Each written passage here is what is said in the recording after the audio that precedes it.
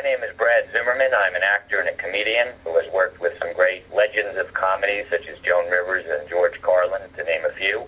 I will be doing my one-man show, My Son the Waiter, a Jewish Tragedy, in New York City at Stage 72, the Triad Theater, October 10th through New Year's Eve, December 31st. Most of the show times are 7 p.m. at night. The matinees are 2, and the box office number is 212-868-4444. That's 212-868-4444. So I'm talking to Rabbi Sol Solomon on Dave's Gone By on UNC Radio. Shalom, shalom, hello, is this Brad Zimmerman? Yes, so far, until further notice, yes, I'm Brad Zimmerman. Well, until further notice, I am Rabbi Sol Solomon, the founder and spiritual leader of Temple Sons of Bitches in Great Neck, New York. And I am very excited to be talking to not only a theater person, but a food person, someone who was a waiter for 3 decades and is now having a whole life-change career, trying his hand at stand-up comedy for the past bunch of years, having good success with it, opening for some incredibly major people, and he has a show called My Son the Waiter, a Jewish tragedy, playing at the Triad Theater off Broadway. Welcome to the neighborhood, Brad Zimmerman. Good Shabbos to you. Good Shabbos to you, Rabbi. It's nice to know that you lack energy. Thank you. Well, what can I tell you? It's a Shabbos. I get extra energy from Hashem on Shabbos. Let me ask you, how Jewish are you? You mean on a scale of 1 to 10? Well, you're from a chat to, what the hell's the Hebrew number for 10? I think the best way to put it is I'm proud to be a Jew, and I think we should put a period right after that. I'm not what you would call one of those synagogue goers necessarily, but... Not even on the High Holies? Excuse me? Not even on the High Holies? Well, that's between me and me. Well, let me ask you, did you have a strongly Jewish upbringing, conservative, reformed? We belonged to a conservative temple. I was bar mitzvahed, and the day after my bar mitzvah, I went back out onto the ball field and continued my athletic career, which was a great athletic career as a youth, and it petered out in my high school days. I played a little college soccer. Ooh. But I love being Jewish. I was born to be Jewish. I don't think I was born to be anything else. Yes. And, I don't think anybody could see me as a kind of a Episcopalian or something like that. Oh, absolutely not. Or a Muslim. I just don't see it in the cards for you. I was born to be a Jew. And the Jewish food, the energy, the chutzpah, the angst, the mothers, I was definitely born to be a Jew, very proud to be a Jew, and I think that's important, and I think religion is all about just being a good person, generous, and having integrity, and I cover those bases entirely. Well, let me ask you, I am curious, what would be your Hebrew name? Was it Bear or something with a book? I have no idea. I can't even remember back that far. Well. Her name, I think, was Brad. Say it like, so Brad? Brad Ben something. So that's my Hebrew name, Brad. Now let me.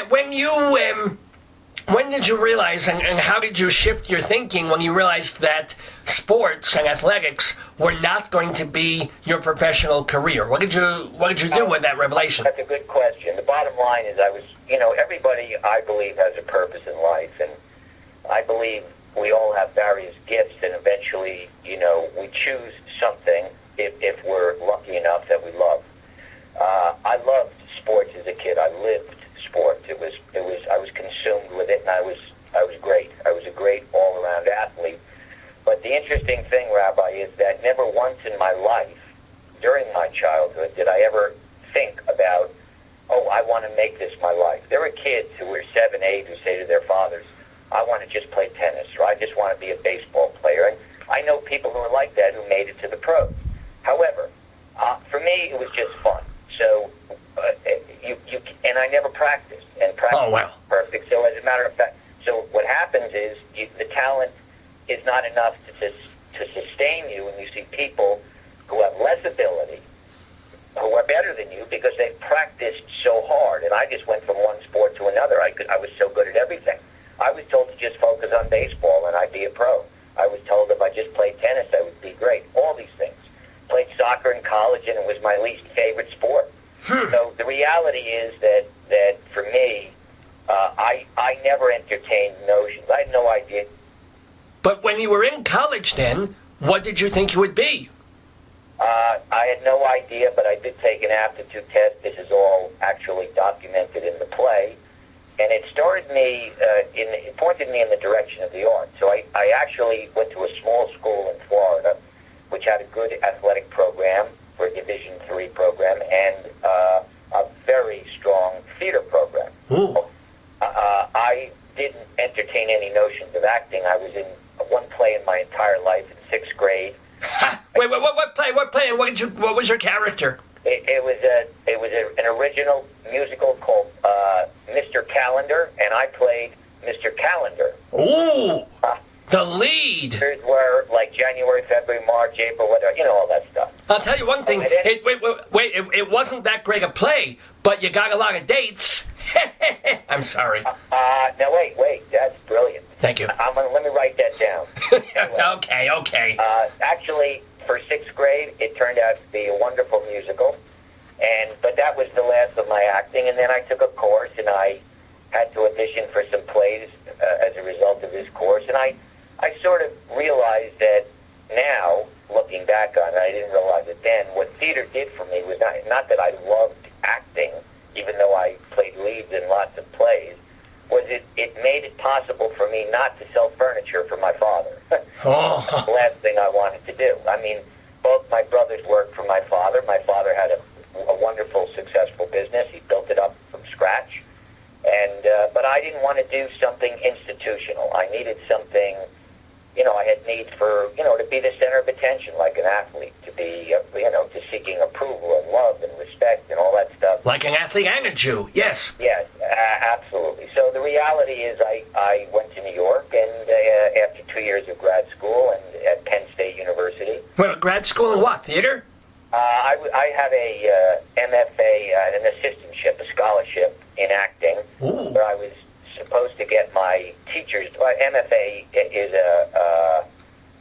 it's like a PhD for an actor, and I could teach at colleges. But I realized after 2 years or a year and a half, I have no desire to teach. I'm just avoiding going to the city. So I quit after 2 years, went to the city, and then for the next 29 years waited tables. Did not pursue my career because I really didn't feel the same kind of confidence in my acting that I felt at 9 years old as hitting a baseball. So basically my 20s, 30s, and even into my early 40s was really spent trying to get better at a craft. Whether you're trying to get better at the craft of acting, but all the while you were a New York waiter. Oh, of course, yes. There was nothing else for me to do, or if there was, I wasn't investigating it because I wasn't aggressive. I wasn't taking responsibility for. First of all, it was just me. There's no wife. There's no kids. My whole life has been, devoted essentially to sort of getting my act together, which now I really have. And you're taking it on the road, as it were. I mean, now you're in New York, but you've also played your act all over the country since the mid-1990s. I started working on this one-man show, My Son the Waiter, A Jewish Tragedy, in 2005. And in 2013, it was deemed good enough by two producers. They bought the touring rights to the show. So I'm on a 7-year contract. I only have to do it for 3 years, and then they can find somebody else to play me. Wow. And I started a tour in Phoenix. I've been in Boston. I've been in San Diego. I've been in Maryland. I'm here in San Diego. I said Thousand Oaks. Monday I go home. It's the first time in like 5 months to New York, where I live, 20 blocks from the theater. And to say that will be one of the greatest days of my life is an understatement, because I am really homesick, and just to be back in that energy, that stimulation of New York, the fall, the crispness, it's going to be a wonderful day. Now, the crux of your play, which is My Son the Waiter, excuse me, the waiter, a Jewish tragedy. And I assume a lot of it is taken up with the incredible, insane, awful things you've had to deal with customers for 29 years. Well, Rabbi, here's the deal. The play does cover some of that, but the play is really a journey. One audience member who saw it the other night said, thank you, and it was a young kid. He said, thank you for taking us on your journey. And that's what I do. And some of it is being a waiter, of course. And there's a couple of, there's some wonderful, wonderful bits that everybody relates to, whether you're Jewish or Gentile or whatever. But there's so much more to my life. Even though I waited tables, if I just did a show about waiting tables, it would be a comedy. In other words, it would just be stand-up comedy. This is a play. Oh, okay. It has very, very poignant moments. This is a very moving piece of theater, but it's also hysterical, and that's the most important thing. That it's exceptionally funny, but it's also very moving. Well, the moving parts have to do with your relationship with your dad? No, it has to do with the fact that my dad passed before he saw me have a certain amount of success. It has to do with just overcoming fear, and believing in myself, and developing this, finding my purpose in life, finding what I was born to do. And I know that now at age 60. And I'm not going to share this. I don't want to share it with you now, simply because people need to come see the show, of course. But I think that the bottom line is that the show resonates for people like nothing else. It's so poignant and so Seth Godin, who's a wonderful motivational speaker and a brilliant man, said something very poignant recently. He said, we need art that is genuine, that connects, not fake, that entertains. And we have so much fake that entertains. Just turn on the television and watch a sitcom.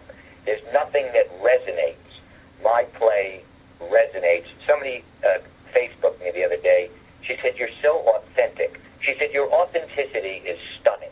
Ooh. What that means is, it's what Oscar Wilde said, be yourself. Everyone else is taken. And that's what you see when you come to see. Yes, but I can also quote the great Joe Franklin, who said that authenticity is the most important thing, and as soon as you learn to fake that, you've got it made. That's what I truly believe.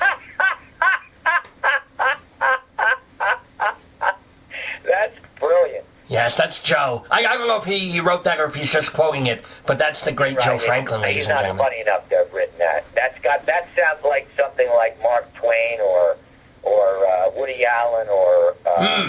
I mean, that's just brilliant. Oh, good morning, H.L. Mencken kind of a thing. By the way, we're talking with Brad Zimmerman about his show, My Son the Waiter. Now, I did an off Broadway show of my own. It was called Shalom Dammit. And I found one of the hardest things about writing this play, which mixed story and stand-up comedy, was what you leave out. So what are some of the things that were killers for you to cut from the play that you can tell us now? Well, that's a great question. First of all, when you're working on a piece for 10 years, you have...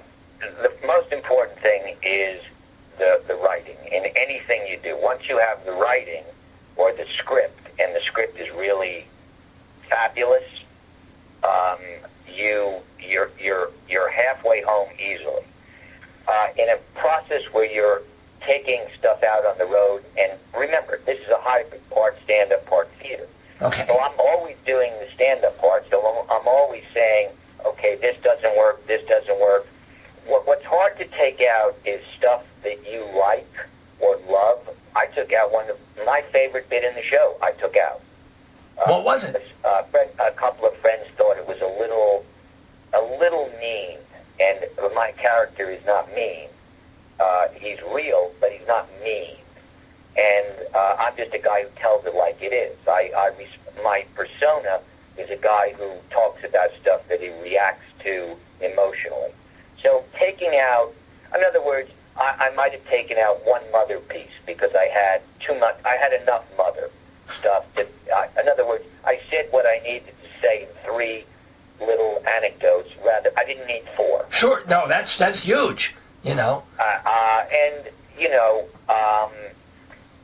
throughout, and not only the important thing is also, I had a gentleman by the name of Murphy Davis who used to work in Sag Harbor at the Bay Street Theater. He was the artistic director who worked with me a little bit on editing. I've had some people help me edit, and they've taken out things that they thought might have been a little like massaging my ego too much. In other words, a little bit braggadocio that I didn't need. Okay. They were right. They were absolutely. They said, let the audience make that decision. You don't have to tell them you're great. You know what I'm saying? Sure. They were right. And even though I love the writing of some of the things, it's not easy because you see it on Broadway. You see it with all these playwrights who are so protective of every word. And with me, as much as my ego is enormous, I listen to anybody who says something where I go, you're right. As somebody who does it, is not really a comedian, because I don't do the clubs. I don't write jokes. I'm more of a storyteller. I don't think about punchlines. Okay. Stand-up, you have to have like 5 punchlines a minute. Sometimes you got to wait 30 seconds or even over that for the payoff. But the payoff is a great payoff. In that, it's like watching. I'm closer to Cosby in that sense. Storytelling, absolutely. Okay. Yes. Although, before you downgrade everything, I've got to say that there's clips of you on YouTube and clips of your show, and the clips that you have are really, really funny. It's one of the reasons that I wanted to have you on the program. That is why. That's the stand-up part of the show. In other words, that was written years ago when I was thinking more in terms of maybe getting to the punchline, but I've evolved my process, never worrying about the punchline, knowing that what's really, really, really funny is truth. And I think that's what's missing, frankly, is that when you watch these shows on television, there's a pressure to get to the punchline, so it's almost as if you know it's coming, and oh, that's where we're supposed to laugh. Now, with what I do, people have told me, we never know when it's going to, your punchlines are coming.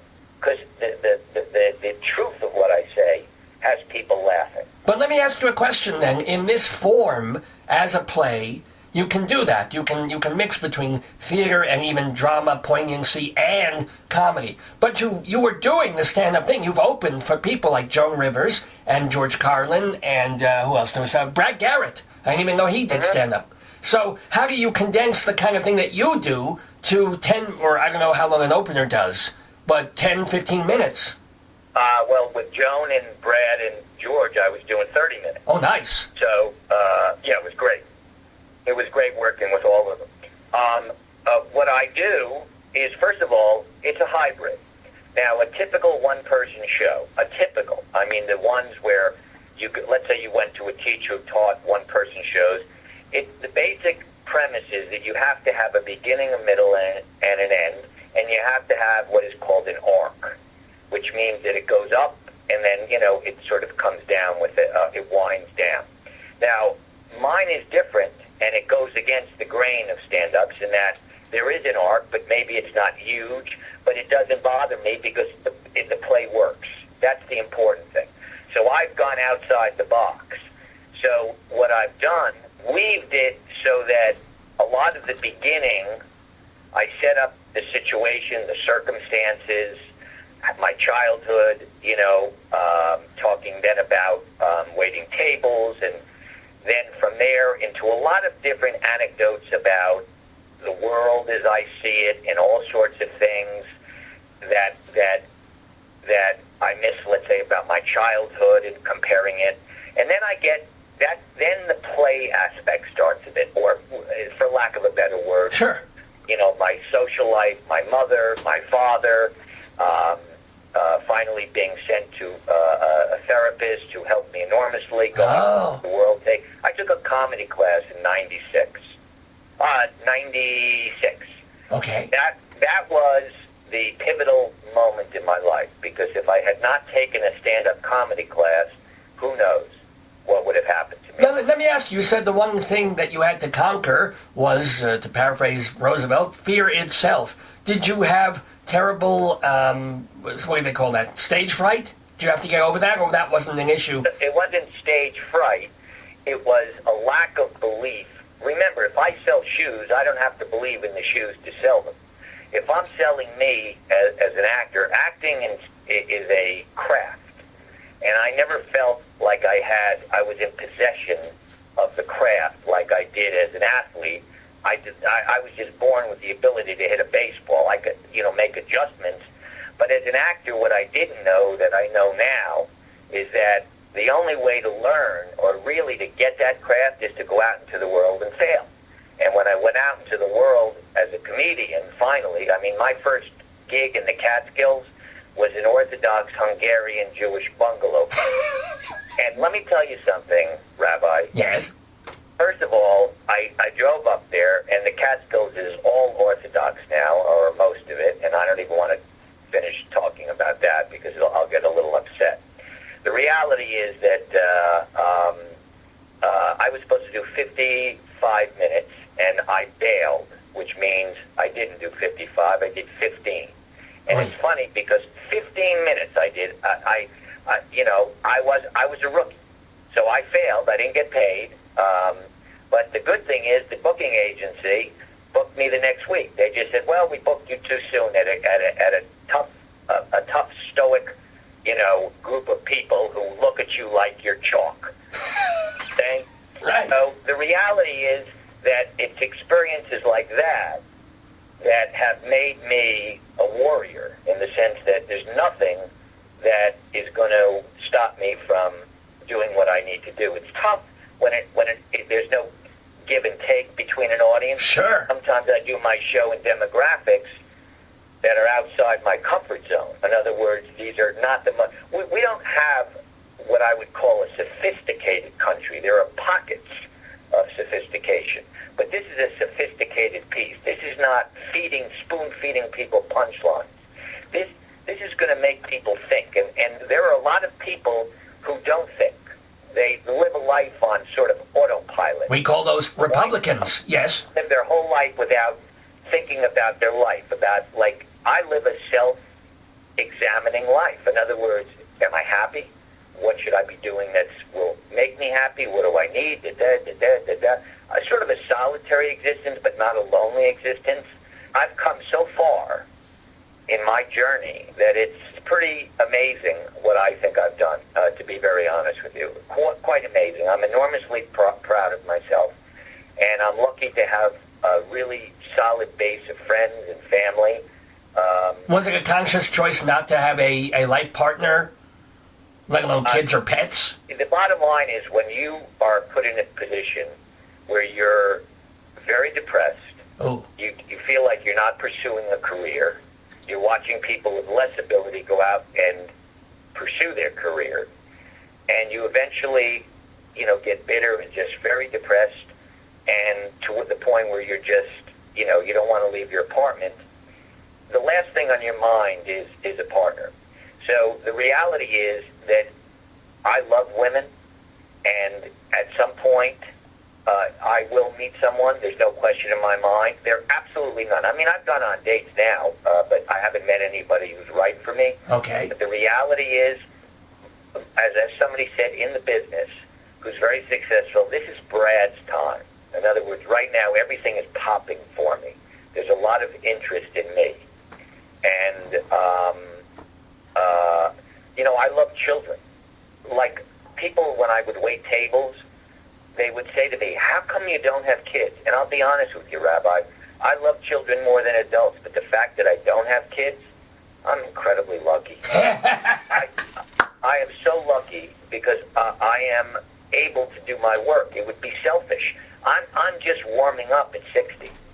Most of my friends are grandparents, and they're showing pictures of their grandchildren on Facebook, and I'm thinking, oh, thank God I don't have to do this. Exactly. Well, let me ask you, Brad Zimmerman, you have been... By the way, Brad Zimmerman is one word. You do know that. Brad Zimmerman. Yeah, I'm trying to say it as fast as possible. Brad Zimmerman. I'm leaving leaving out the D. So it's Brad Zimmerman, like that. Are you going to come see my show? I'm hoping to, because I will be in New York at that time. when it's first happening. Where are you? Where are you now? Right. Well, I'm currently taping here at the University of Northern Colorado. I do a bunch of these, and I go back to my temple. Wow, I had no idea. Oh, yes. Yeah. Yeah, Dave. University of North. That was my safety school. What? I'm only kidding. I'm kidding. No, but let me ask you. First of all, when was the last time you waited in that sense? Yeah, that's another great question. You know what's interesting is that when I was 58 and I had nothing going because I had no money, I didn't know the value of saving and all of this stuff, I said to my therapist, 2 more years. I had no money. I said, till when I'm 60, I'm out. I said, I'm gone. I'm done. Whatever I have to do to make a living, I'll do it, but I'm done pursuing any kind of theater career. Okay. He very simply said, keep the faith. That's all he said. He didn't, don't get out. He just said, keep the faith. So the reality is that in 2012, and so I guess I was 58, I had to actually, suck it up and go back and wait tables for a little bit of time. I thought it would be longer than that, just to, help pay some bills, because I had no money, none at all. Well, you're living in New York. I don't even know how even being a waiter you could support yourself in Manhattan. You can support yourself. That's a generalization. I mean, there are waiters who work at places they make $300 a night. On the other hand, it is very difficult to live in New York, to find a place where the rent is affordable. If you're poor, you can live in New York, or if you're rich, it's that kind of thing. Now the middle class seems to be having a tough time. I've lived in the same one-room apartment for 33 years, so I'm rent stabilized. So my apartment is in an ideal place. It's the hottest area in the city, the Upper West Side. Oh, yeah. So I'm the luckiest man on the face of the earth. My rent is cheap, but what happened was, that's into early 2013, I met a manager. He said he saw the YouTube, and he thought, this guy, they should be in the theater. So he got me 3 weeks at a small theater in Florida called Stage Door. That 3-week run turned into a 4-month run because of demand and a word of mouth. Word of mouth. The owner of the theater knew the 2 producers who produced Steve Solomon's show, My Mother's Italian, My Father's Jewish, I'm in Therapy. Yes. They also produce Old Jews Telling Jokes. There's so many titles with Jew in the show. I know, right? My original title did not have Jew in the show. The original title of my play was Attaboy Zimmy, which is how my father used to cheer me when I was an athlete. But when the first theater that actually said, we will do this, was in Florida. It was a great theater in West Palm Beach, the Kravis Center for the Performing Arts. They put me in the small theater, and the creative director said to me, are you attached to the title? I said, no. He said, put Jewish in the title. It's a great selling point, especially in Florida. Just having an off-Broadway show for 2.5 months, week after week, the audiences come, you get the press, you get the... From my house, Rabbi, 20 blocks. And the other thing is, and here's the real important thing, these producers believe in the show so much that they want to move it to Broadway, to a small Broadway theater. And I believe that will happen. But if it doesn't, I'm already scheduled to work the Huntington Library Theater in Huntington Beach, California. From there to Rhode Island. What theater's in Rhode Island? I'm trying to think. Trinity Rep. Oh, Trinity, of course. Very, very famous story theater. We rented the space. What we do is we look for theaters around the country in areas that are conducive to me doing the show or their other products.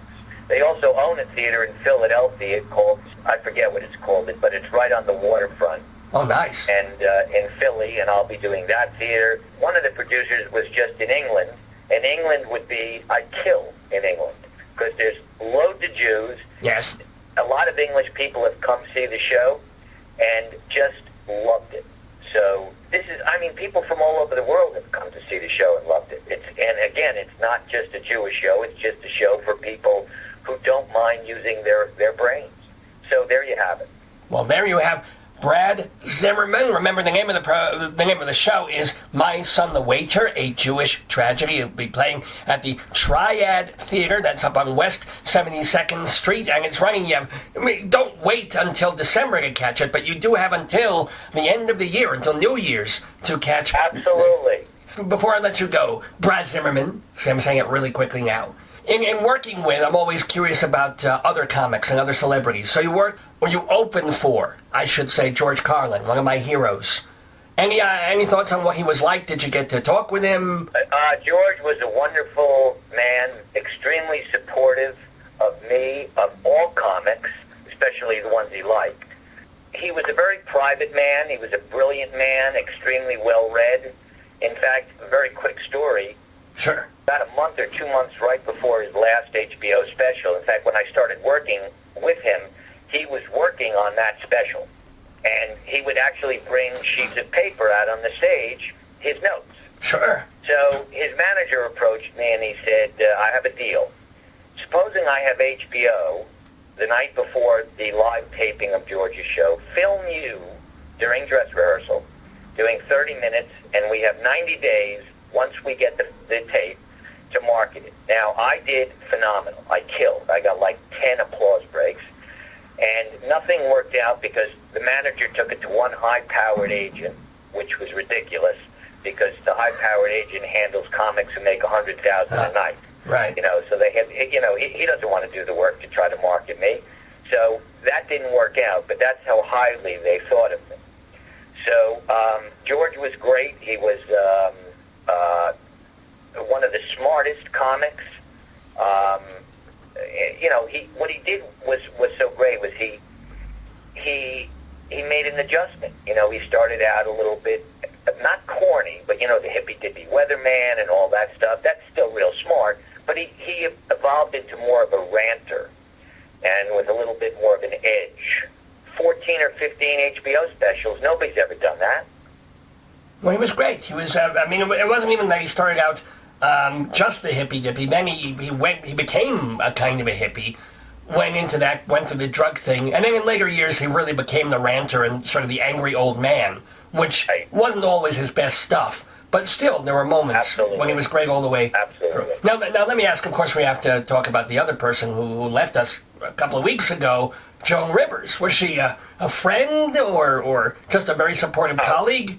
No, I was friendly with her. I'd been to her house to break the Yom Kippur, to break the fast. Oh my! Her mansion. I was invited to the funeral, the memorial, and to the Shiva at Melissa's, but I couldn't make either because I'm out here. Okay. We were friendly, and she loved me, and she thought I was great, and she was really a believer in me. But, Joan was so busy with so many different things that, when you get to the theater where she's performing, you don't have a lot of time to schmooze. That's why I've always maintained that as much as it's an honor to work with these people, my favorite thing is always working with my peers, and that I love. That there's nothing like that in the world. No matter which, the thing about opening for a celebrity, Rabbi, is you got to do great the first time, then they want to use you. The first time I opened for Brad Garrett, I just killed, and I knew that I'd be working for him for a couple of years. So that's the way it went. And the same with Joan. Joan loved me, and her people loved me, and the sad thing is she died at 81, and she was on top of her game. I mean, she was still going out there and like a professional middleweight, and jabbing away. She was incredible. Well, she rebuilt. Well, she never had to rebuild her career. She never went away. But she would take the last few years and do these little clubs in the village, like 88s or Don't Tell Mama. What are you talking about? No, these are when she does the duplex. These little theaters on a Wednesday night. That's to practice her new material. Right. Yes. Yes. Yeah. Oh, absolutely. But and she would donate all the money to her favorite charity, which was, I think, the homeless, or I think that it was the homeless. All the money that came in. She was actually buying the homeless plastic surgery, which I thought was really nice of her. I'm kidding, of course. And by the way, I mean, in the sense of there's no such thing as bad publicity as long as there's publicity. You found yourself, of all things, on the pages of the Post and the Daily News, not unfortunately for your show, but somebody played a prank on you? No, this was orchestrated. I'm not going to go into it deeply. All you need to know is that I had nothing to do with it. I would never in a million years, if I had known about it, and if somebody had said to me, 3 days after this legend or anybody dies, and they have this radio say, that voice going, go see Brad's show, I have too much integrity. I'm not about, I'm about making it on my talent, not on, this kind of, this. No, if she had really done...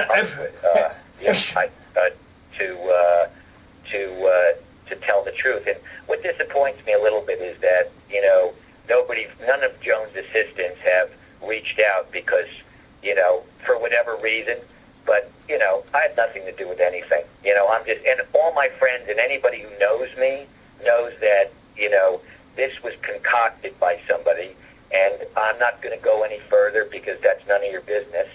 And just to let you know that I had nothing to do with it. Right, yeah, no, but I'm not saying that you did. I'm saying either somebody played a prank on you, or you assumed that it really was a recording of Joan Rivers, and boy, oh boy, how wonderful. It wasn't Joan Rivers. It was not her name. It was not her voice.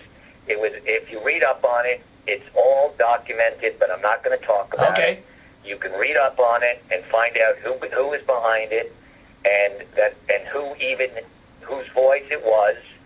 And, I didn't know that all that was already out there. All I know is that Dave, especially, and I are good friends with Beck Lee, who is the publicist for your show. And he's also been taking a lot of heat, and it would not be him. He's a great guy. He would not pull something like this. Well, you call Beck, and he'll tell you what he wants to tell you. Because that's all I'm saying on the subject. Ooh. That I had nothing to do with it, but it was orchestrated, and it was in poor taste. And that's all I'm going to tell you. That's fair. That's fair. Now, the last question for Brad Zimmerman. Tell us one thing, and it doesn't have to be something from your show, but since you had to cut to shape the material, we do want to hear something funny, a funny, awful story of your being a waiter and having to deal with someone in a restaurant. Oh boy.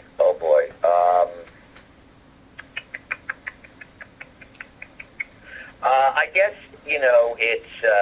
it would probably be the woman, who takes forever, to order. So it would be like,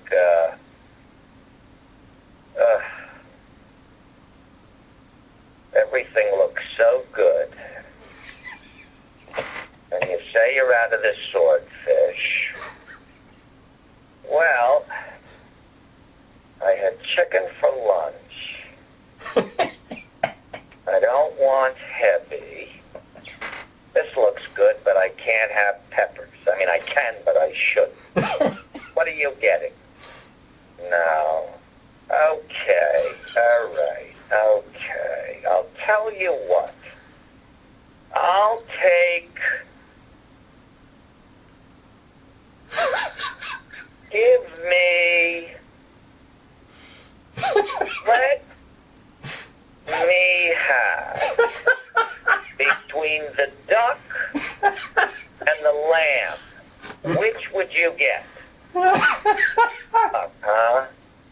Not the lamb?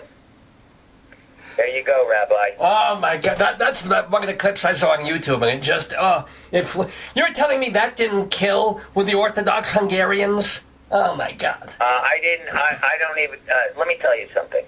What I've learned in this world, Rabbi, and then I got to go. Sure. Is that there are people, a lot of people, and comedians are the best people to gauge this in the world, who don't laugh. It doesn't matter how funny it is, and I'm surprised that you wouldn't know this, that you look out and you see faces that are just, they don't enjoy life. They don't, life to them is, it's not meant to be, for whatever reason, they're not, I see faces that are so alive with receptivity, And then I see faces where, what Thoreau said, they're, living lives with quiet desperation. And they don't want to die, but they're waiting to die. And there's a whole lot of people in the world because either they don't have purpose or their childhood was such that laughing was frowned upon. I've been in areas where people were like, laughter was, like in San Diego, it was like somebody would start laughing and then cover their mouth because it's, this is inappropriate. I said to her, well, what did you just do that for? Why don't you what are you doing? And I actually confronted her and she stopped doing it. I mean, it's just mind-boggling. So, and what I did was, there are people who don't get that. They don't understand that what I just did for you. They don't relate to it, or they want Rodney Dangerfield. So I went up to them, I don't get any respect, bump. I don't get any respect, bump. I don't get any respect, bump. They can't take the silence. They're uncomfortable. They need to do stuff where their mind doesn't have to do any work. Or they need a laugh track even. Just someone to tell them it's okay to watch other people laughing. Yeah. All right, I gotta go. Well, it's been a delight talking to Brad Zimmerman. Go see him in My Son the Wager, A Jewish Tragedy at the Triad Theater, 158 West 72nd Street. Brad, congratulations on your growing success, and shalom to you. Thank you. Good Shabbos, Rabbi. Great talking to you. Bye-bye. Bye-bye now.